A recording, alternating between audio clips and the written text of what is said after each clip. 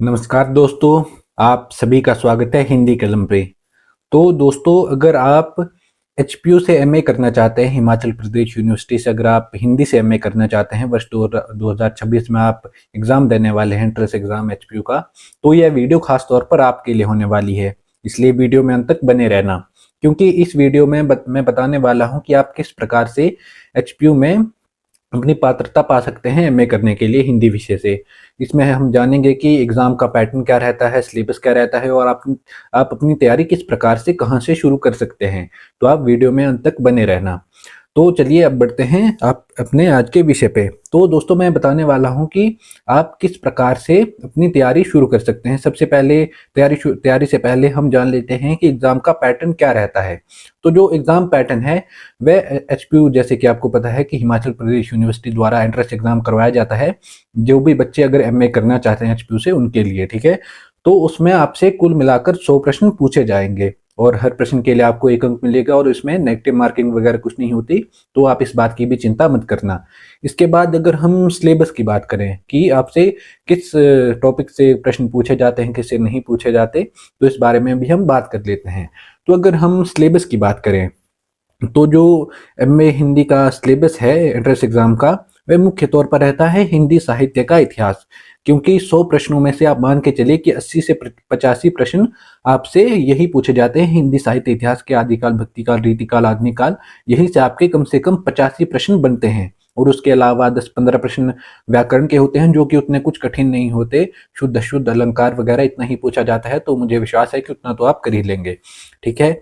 और उसके बाद अगर हम बात करें कि आप अपनी तैयारी कहाँ से शुरू कर सकते हैं, तो अगर आपने अपने 3 साल ग्रेजुएशन में अगर आपने एमए सॉरी आपने अगर ग्रेजुएशन करी है हिंदी विषय से, तो मुझे विश्वास है कि आपने थोड़ा बहुत तो ज्ञान लिया ही होगा कि आदिकाल क्या है, भक्तिकाल क्या है, हिंदी साहित्य का इतिहास क्या है।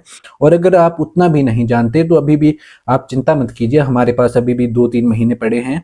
मेरे हिसाब से शायद अप्रैल मंथ में ये एग्ज़ाम होता है और तब तक हमारे पास बहुत समय है। आप आराम से कर सकते हैं तैयारी अपनी इतने समय में। और अगर हम बात करें कि आपको कम से कम, अगर आप चाहते हैं कि आप शिमला जाकर एमए करें या धर्मशाला से करें या किसी और कॉलेज से, तो अगर आप शिमला की ही बात करेंगे तो आप फिर सोचेंगे कि कितने अंक पर्याप्त होंगे कि आपको एडमिशन मिल जाए। अगर आप जनरल कैटेगरी से हैं तो कम से कम 80 से ऊपर अंक आपको चाहिए ही होंगे, तब जाकर आपको एडमिशन मिलेगी। और फिर अगर आप चाहते हैं कि हॉस्टल की सुविधा आए तो आपको और अंक लेने होंगे, कि आप चाहते हैं कि आप हॉस्टल में रहें, आपको हॉस्टल की सुविधा मिले, तो उसके लिए आपको और ज़्यादा अंक लेने पड़ेंगे। क्योंकि कम अंकों के साथ अगर आपको एडमिशन मिल भी जाए, फिर भी हॉस्टल की सुविधा मिलने में बहुत ज़्यादा समस्या का सामना करना पड़ता है बच्चों को। इसलिए आप कोशिश करना कि अगर आप चाहते हैं कि आप शिमला जाकर एचपीयू से एमए करें और आपको हॉस्टल की सुविधा भी मिले, तो आप कम से कम 80 से ऊपर प्रश्न सही करने का प्रयास ज़रूर करना। और उसके लिए आपको ऐसा नहीं है कि बहुत ही दिन रात पढ़ाई करनी पड़ेगी या ऐसा कुछ नहीं है। आप अगर सामान्य तौर से दिन के 3-4 घंटे पढ़ेंगे, उतना भी नहीं पढ़ेंगे, अगर 3 घंटे भी दिन के पढ़ेंगे ध्यान से, अगर थोड़ा सोच समझ के, तो आप आराम से 80 से ऊपर क्वेश्चन कर ले जाएंगे, ठीक है। अब बात करते हैं कि आप अपनी तैयारी कहाँ से शुरू कर सकते हैं। तो अगर आप मेरे चैनल पर जाएंगे, आपको मैं अपना चैनल दिखाता हूँ। तो अगर आप यहाँ मेरे चैनल पर आएंगे तो आपको हिंदी कलम नाम से मेरा चैनल देखने को मिल जाएगा, ठीक है। अगर आप चैनल ओपन करेंगे और यहाँ पर आपको आ जाना है प्लेलिस्ट वाली सेक्शन पे, ठीक है। और यहाँ अगर आप नीचे आएंगे तो मैंने हिंदी साहित्य के इतिहास नाम से एक प्लेलिस्ट बनाई है। अगर आप इसे खोलेंगे तो आपको यहाँ पर सारी वीडियोस एक साथ ही मिल जाएंगी क्रमबद्ध रूप में।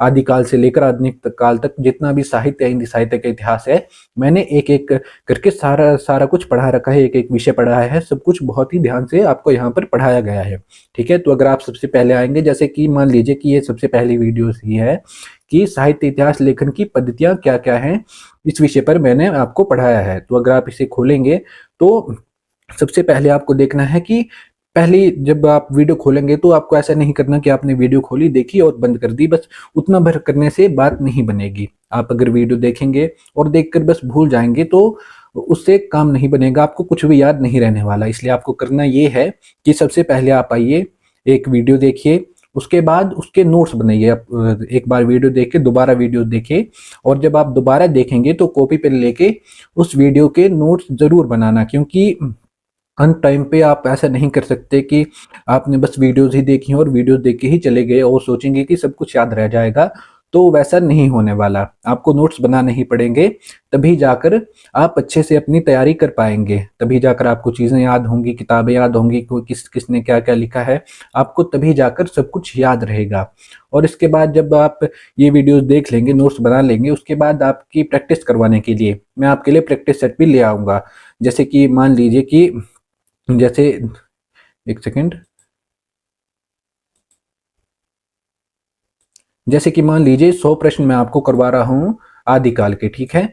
और 100 ही भक्ति काल के करवाऊँगा, 100 रीतिकाल के, 100 आधुनिक काल के, ठीक है? इसी तरह से मैं आपको आदिकाल, भक्ति काल, रीतिकाल के 100-100 डेढ़ 100 प्रश्न मैं ऐसे ही करवाता जाऊँगा, जिससे जिससे आपकी तैयारी और ज़्यादा अच्छी हो जाएगी। आपको अपनी तैयारी का पता चल जाएगा, आप किस विषय में, किस टॉपिक पे कमज़ोर हैं, आपको उस बात का पता चल जाएगा। और उसके बाद मैं आपको पीवाईक्यूज़ भी करा दूँगा कि जैसे कि मान लीजिए कि 1 सेकंड।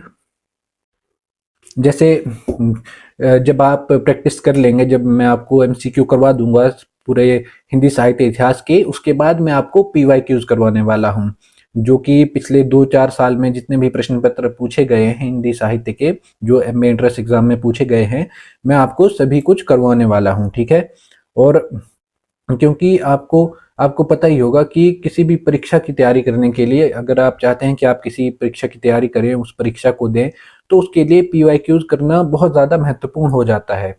क्योंकि आप अगर पीवाईक्यू नहीं करेंगे तो आप सामान्य तौर पर ये आइडिया नहीं लगा सकते कि किस तरह के प्रश्न पूछे जाते हैं, आपको कितना आता है, कितना नहीं आता। इसलिए पीवाईक्यूज़ करना भी बहुत ज़्यादा ज़रूरी हो जाता है। इसलिए मैं आपको जब ये क्वेश्चन करवा लूँगा, सारे एमसीक्यू मैं करवा लूँगा, उसके बाद मैं आपको पीवाईक्यू भी करवाने वाला हूँ। तो आप चिंता मत कीजिए, मैं आपकी तैयारी शुरू से लेकर अंत तक करवाने वाला हूँ। और अगर इसके अलावा भी आपको कोई लगता है कि कोई विषय रह रहा है, कोई टॉपिक रह रहा है, किसी टॉपिक को आपको ज़्यादा समझने की ज़रूरत है, तो आप मुझे कमेंट करके बता सकते हैं। मैं आपके उस विषय की तैयारी और ज़्यादा अच्छे से करवा दूँगा और ज़्यादा अच्छे से उस विषय को पढ़ा दूँगा। तो आप मुझे बेझिझक होके कमेंट कर सकते हैं, आपको इस बात की चिंता करने की ज़रूरत नहीं है।